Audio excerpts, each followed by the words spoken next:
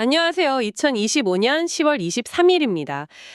당신이 보내주신 미국 주요 주식들, 그 최신 소식하고 또 공시 자료들을 좀 깊이 파고드는 시간입니다. 네, 지난 24시간 동안 정보가 정말 많이 쏟아졌는데요. 저희가 이 중에서 핵심만 딱 뽑아서 명확하게 정리해 드릴게요. 그 복잡한 시장 상황 이해하시는데 좀 도움이 됐으면 좋겠습니다. 자, 그럼 바로 시작해 볼까요? 워너브라더스 디스커버리, WBD. 매각 소문부터 해서 넷플릭스 실적 발표까지 아주 흥미로운 얘기들이 많습니다. 네, 맞아요. 그 개별 기업 소식도 소식인데 애널리스트들 평가는 어떻게 바뀌었는지, 뭐 내부자 거래는 없었는지, 또 소송 이슈 같은 정말 다양한 정보들이 나왔거든요. 단순히 그냥 어떤 일이 있었다 이걸 넘어서 이 정보들이 구체적으로 뭘 의미하는 건지, 그리고 당신의 관점에서는 어떤 점들을 좀 주목해야 할지 그걸 좀 연결해서 짚어보겠습니다. 좋습니다. 그럼 가장 먼저 역시 시장에서 제일 뜨거운 감자죠. 워너브라더스 디스커버리 WBD 소식부터 좀 다뤄볼까요? 회사가 매각 포함해서 전략적 대안 검토한다 이렇게 발표한 다음에 여러 분석하고 루머가 계속 나오고 있어요. 그렇습니다. 일단 이 발표 자체는 시장이 꽤 긍정적으로 보는 것 같아요. 예를 들어서 벤치마크 같은 경우는 목표 주가를 18달러에서 25달러로 확 올렸고요. 네. 구겐하임도 22달러로 올렸습니다. 와, 벤치마프는 정말 많이 올렸네요. 네, 그만큼 회사가 뭔가 좀 적극적으로 주주 가치를 높이려는 방안을 찾는구나. 이런 신호로 받아들인 거죠. 특히 그 인수 관련 루머가 상당히 구체적으로 나온다는 점이 흥미로운데요. 아, 네네. 스카이댄스 미디어의 데이비드 앨리슨이 뭐 아폴로 같은 큰 사모펀드하고 손잡고 거의 600억 달러 규모로 인수를 타진 중이다 이런 보도가 있었어요. 네, 맞아요. 또 주목되는 것 같아요. 이게 진짜 현실화되면 미디어 업계에 정말 큰 파장이 있을 텐데요. 그렇죠. 뭐 누가 최종 후보가 될지 또 어떤 조건으로 이야기가 오갈지는 아직은 모르지만 이런 논의가 나온다는 것 자체가 WBD가 가진 자산 가치에 대해서 시장이 다시 한번 좀 평가를 하게 만드는 그런 계기는 되는 것 같습니다. 앞으로 나오는 공식 발표나 뭐 추가 보도를 계속 좀 지켜봐야겠어요. 네, 맞습니다. 자, 다음은 넷플릭스 NFX입니다. 3분기 실적을 내놨는데 이게 시장 기대치하고 좀 엇갈리는 부분들이 있었죠. 네, 그 매출은 11억 5천만 달러로 예상치랑 거의 비슷했어요. 근데 이제 주당 순이익, EPS하고 영업이익률이 기대보단 좀 낮았습니다. EPS는 5.87달러 나왔는데 예상치가 6.87달러였거든요. 좀 낮았고 영업이익률도 가이던스는 31.5%였는데 실제로는 28% 나왔죠. 실적 발표하고 나서 시간의 거래에서 주가가 꽤 빠졌어요. 한 6% 넘게요. 제일 큰 원인이 뭐였을까요? 그게 아무래도 브라질에서 일회성 세금 비용이 크게 잡힌 게 좀 컸습니다. 규모가 한 6억 1,900만 달러 정도 되는데요. 아, 세금 문제였군요. 네. 넷플릭스 쪽에서는 이게 뭐 반복될 비용은 아니다 이렇게 설명을 하긴 했는데 어쨌든 발표된 숫자 자체는 좀 부담으로 작용한 거죠. 물론 뭐 단기적인 실적보다는 장기적인 가입자 수 증가세라던가 콘텐츠 경쟁력 이걸 봐야 한다는 시각도 있습니다만 일단 시장은 이익률이 좀 떨어진 거에 민감하게 반응한 것 같습니다. 그렇군요. 일회성 요인이긴 해도 이익에 영향을 준 건 맞네요. 혹시 콘텐츠 계획 같은 거에 대한 언급도 있었나요? 네, 있었습니다. 3분기 관련해서는 뭐 오징어 게임 시즌 3나 K-팝 디먼 헌터즈 이런 걸 언급했고요. 4분기 기대작으로는 기묘한 이야기 시즌 5하고 또 NFL 중계 이런 걸 예고했습니다. 아, 물론 더 자세한 내용은 8-키 공시자료 보시면 확인하실 수 있습니다. 알겠습니다. 자, 이번에는 금융기술, 핀테크 쪽으로 한번 가보죠. SoFi, SOFI, 여기 내부자 매도 소식 있네요. 네, 그 부사장, EVP인 켈리 키오라는 분이 한 28만 4천 달러 정도 규모의 주식을 매도했다는 폼4 공시가 나왔습니다. 근데 여기서 좀 주목할 점은요. 이게 2024년 5월, 그러니까 1년도 훨씬 전에 미리 짜놓은 가래 계획, 그 룰 10b5-1이라고 하죠. 거기에 따라서 판 거라는 점이에요. 아, 미리 계획된 매도였다. 네, 보통 내부 정보 이용 의혹 같은 걸 피하려고 내부자들이 특정 시점에 주식을 팔겠다고 미리 신고하는 제도거든요. 그러니까 이 매도 자체만으로 뭔가 부정적인 신호라고 보기는 좀 어려울 수 있습니다. 네, 그건 중요한 포인트네요. 그런데 또 동시에 다른 쪽 더 모틀리풀 같은 데서는 소파이가 2030년까지 가면 캐피털 원보다 더 가치 있어질 거다. 이런 장기적인 긍정론을 내놨어요. 그러니까 내부자의 계획된 매도랑 외부의 장기 낙관론이 같이 있는 상황이네요. 그렇죠. 단기적인 내부자 매도 시그널과는 별개로 이 회사의 사업 모델 자체에 대한 장기 성장 기대감은 여전히 있다. 뭐 이렇게 해석해 볼 수 있겠습니다. 그렇군요. 블록하고 업펌은 애널리스트들이 좋게 평가했네요. 네, 킥오프가 블락에 대해서 투자 의견을 강력 매수로 올렸고요. 제프리스는 총 결제액, GVP 성장세가 좋다면서 목표 주가를 90달러에서 95달러로 올렸습니다. 아, $95로? 네. 그만큼 성장성을 좋게 본다는 거군요. 네, 블록의 그 결제 생태계가 계속 커나갈 거다 이렇게 보는 거죠. 그리고 FM 같은 경우는 온라인 가구 파는 웨이페어하고 파트너십을 더 확대했다는 소식이 나오면서 어제 주가가 좀 올랐다는 보도가 있었고요.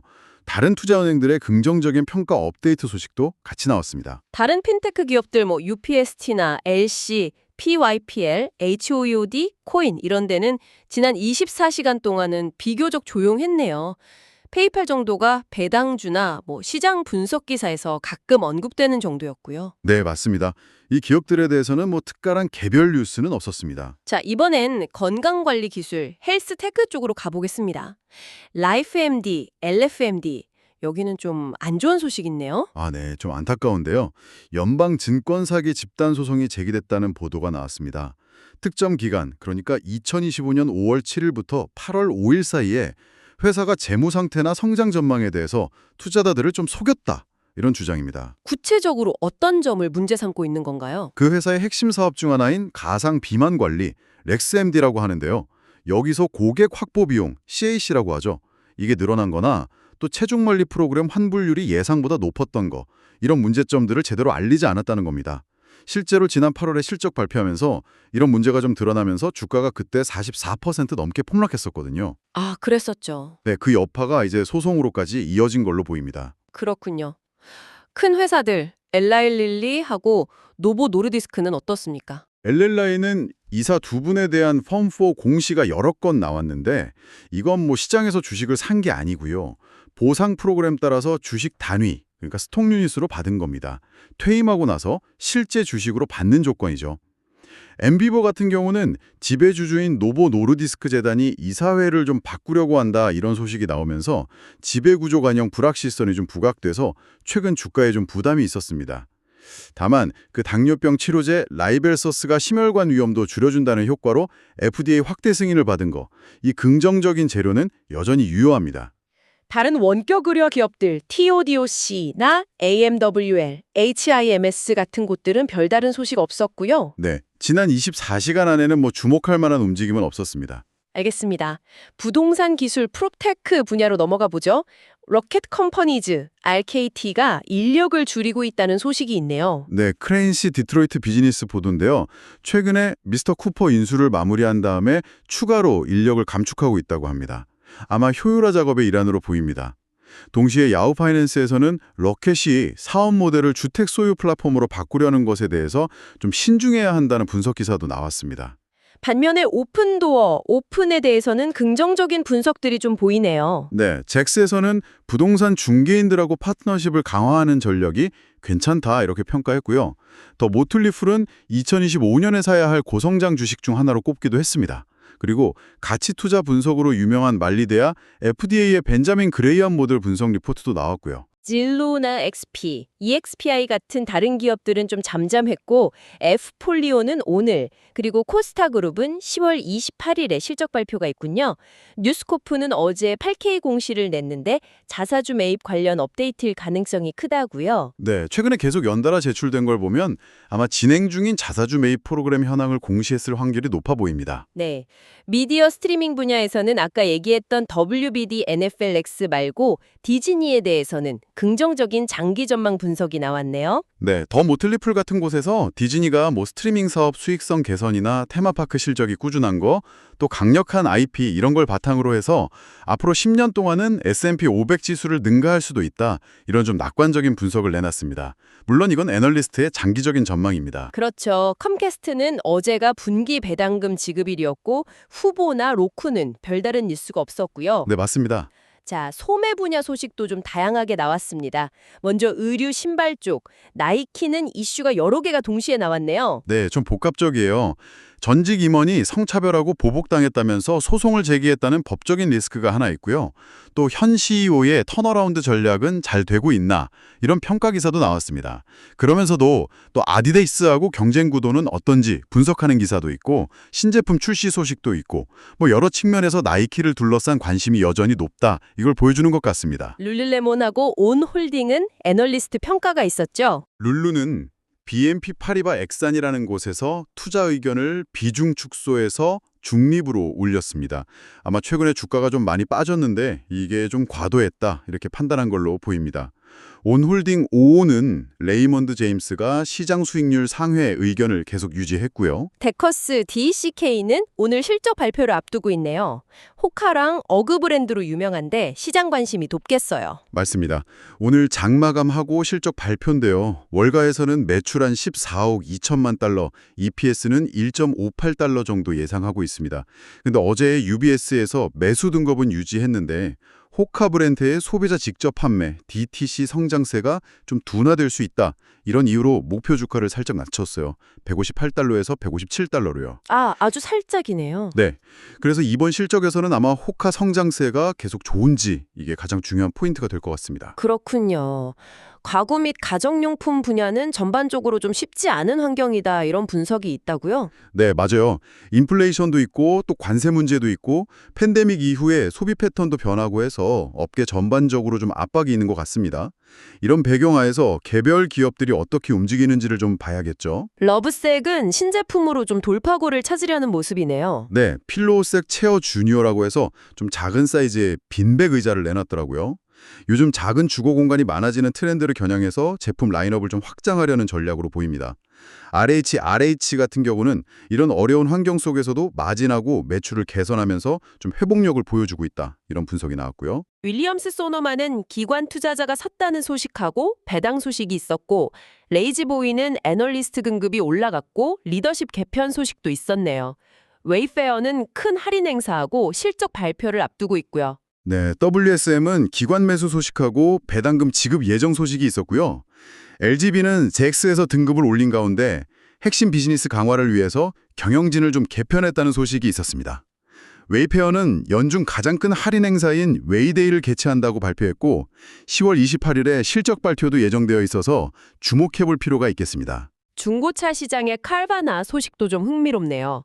특허 관련 커뮤니티에 가입했다고요. 이게 어떤 의미가 있을까요? 네. 레오티 네트워크라는 비영리 커뮤니티인데요. 여기에 가입했다고 발표했습니다. 이 단체가 뭐냐면 회원사들끼리 소위 특허 괴물, 그러니까 특허만 사들여서 소송 거는 회사들의 공격으로부터 서로를 좀 보호하고 특허 분쟁 위험을 줄이는 걸 목표로 하는 곳이에요. 그러니까 카바나가 이제 기술 기반 회사로서 지적재산권을 보호하고 방어하는 데 좀 신경을 쓰기 시작했다. 이런 신호로 볼 수 있습니다. 혁신을 계속하려면 이런 기반을 다져야 하니까요. 그렇군요. 최근에 JP모건이 좋게 평가하고 또 당일 배송 지역도 넓히고 이런 소식들이랑 같이 보면 사업 확장하면서 동시에 내부적으로 좀 방어 체계도 갖추려고 하는 모습이네요. 네, 맞습니다. 어제 거래량도 평소보다 꽤 많았던 걸 보면 시장의 관심도 여전히 높은 것 같고요. 반면에 경쟁사인 카맥스는 지난 24시간 동안은 별다른 뉴스는 없었습니다. 교육 기술 분야의 듀올링고는 내부자 매도 공시가 있었네요. 네, 공동 창업자이면서 CTO인 세버린 해커라는 분이 한 310만 달러어치 주식을 매도했다는 폼4 공시입니다. 근데 이것도 아까 소파이 사례처럼 2024년 9월에 미리 설정해둔 사전 거래 계획 룰 10B51에 따라서 판 거예요. 여기도 계획된 매도군요. 네. 다만 최근에 UBS가 목표 주가를 좀 낮췄었고 또 AWS 장애 때문에 서비스가 잠깐 중단됐던 이슈도 있었잖아요. 그래서 이런 것들 때문에 투자 심리에는 다소 좀 부정적으로 작용할 수도 있겠습니다. 네. 보험기술 인슈어테크 쪽은 대체로 조용했군요. 네. 레모네이드, LMND, 힙보, HIPO, 올스테이트, ALL 모두 지난 24시간 안에는 특별한 뉴스는 없었습니다. 프로그레시브, PGR 정도가 최근에 모건 스탠리가 투자 등급을 낮췄다는 소식이 어제까지 좀 회자되는 정도였습니다. 식음료 쪽에서는 코카콜라, KO 실적 발표랑 사업부 매각 소식이 중요했고요. 네, 어제 3분기 실적을 발표하면서 동시에 아프리카 사업부의 지배 지분을 코카콜라 HBC, AG라는 회사에 팔기로 합의했다는 소식도 같이 발표했습니다. 사업 포트폴리오를 좀 조정하는 움직임으로 볼 수 있겠죠? 스타벅스는 목표 주가가 좀 내려갔네요. 네, UBS에서 판매가 좀 둔화될 수 있다 이런 우려 때문에 목표 주가를 100달러에서 94달러로 낮췄습니다. 10월 29일에 실적 발표가 예정되어 있는데 그 전에 관련 전망 기사들이 좀 나오고 있는 상황입니다. 셀시우스 CELH는 AI 기반 분석에서 긍정적으로 언급됐고 펩시코 PEP는 배당주로서 매력 있다거나 기관 투자자가 샀다는 소식이 꾸준히 나오고요. 그 외에 몬스터, MNST, 오틀리, OTYL는 잠잠했네요. CH의 에너지들이 그 시장이 계속 크면서 긍정적인 평가를 좀 받은 것 같고요. PAP는 안정적인 배당주로서 계속 언급되는 모습입니다. 자, 마지막으로 메디컬 에스테틱 분야입니다. 인모드, IMMD 주가에 대한 분석이 나왔군요. 네, 심플리 월스트리트라는 곳에서 최근 한 달 동안 주가가 한 9% 정도 올랐는데 이걸 언급하면서 현재 주가가 자기들이 추정한 내재 가치에 좀 가까워지고 있는 것 같다. 이런 분석을 내놨습니다. 시장이 최근 실적 추세를 좀 긍정적으로 보기 시작했다. 이렇게 해석할 수도 있겠습니다. 멀스 에스테틱스는 비상장 회사라서 공시는 없지만 더말 필러 시장 보고서 같은 데서 주요 회사로 언급이 됐고요. 솔타 메디컬은 바우슈엘스 자회사인데 지난 24시간 내에는 관련 뉴스는 없었습니다. 와, 정말 많은 기업들 소식을 숨가쁘게 한번 쭉 훑어봤네요. WBD 매각사부터 해서 NFLX의 일회성 비용 문제, 또 LFMD의 소송 문제, CVNA의 특허 방어 움직임, 그리고 크고 작은 애널리스트 평가 변화나 내부자 거래까지 정말 지난 24시간 동안에도 시장은 아주 역동적으로 움직였습니다. 네, 맞아요. 이렇게 개별 소식들을 쭉 모아놓고 보면 몇 가지 흐름 같은 게 좀 보입니다. 예를 들어서 LFMD의 고객 확보 비용이 늘어난다거나 가구업계가 전반적으로 어렵다거나 하는 이런 비용 압박에 대한 우려는 여전히 있는데 또 다른 한편에서는 러브가 신제품을 내놓거나 AFRM이 파트너십을 넓히거나 CVNA가 특허 네트워크에 가입하는 것처럼 새로운 성장 동력을 찾으려는 노력도 아주 치열하게 나타나고 있거든요. 투자자 입장에서는 애널리스트들의 시각 변화, 예를 들어 SQ나 룰루는 좋게 보고 SBUX나 DK는 좀 안 좋게 보고 이런 변화들이나 또 내부자들의 움직임, 소파이나 듀올은 계획대로 팔았지만 LLY는 보상으로 주식을 받고 이런 정보들을 통해서 시장의 미묘한 신호들을 계속 읽어내려고 하겠죠. 그렇죠. 단순히 그냥 뉴스가 나왔다, 이걸 따라가는 걸 넘어서 그 뒤에 숨어있는 의미가 뭔지, 또 다른 정보들이랑 어떻게 연결되는지 이런 걸 파악하는 게 중요합니다. 그럼 마지막으로 당신이 한 번 더 깊이 생각해 볼 만한 질문을 하나 던져보겠습니다.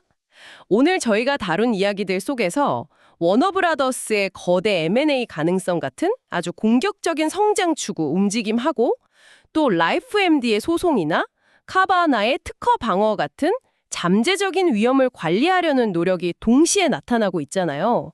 어쩌면 이게 현재 시장 참여자들이 이 불확실한 환경 속에서 살아남고 또 성장하기 위해서 취하고 있는 어떤 양면적인 전략을 보여주는 건 아닐까요? 이 성장과 위험 관리의 균형점이라는 관점에서 앞으로 시장이 어떻게 변해갈지 지켜보는 것도 꽤 흥미로운 지점이 될 것 같습니다. 오늘 저희가 준비한 내용은 여기까지입니다. 다음에 더 유익한 분석으로 찾아뵙겠습니다.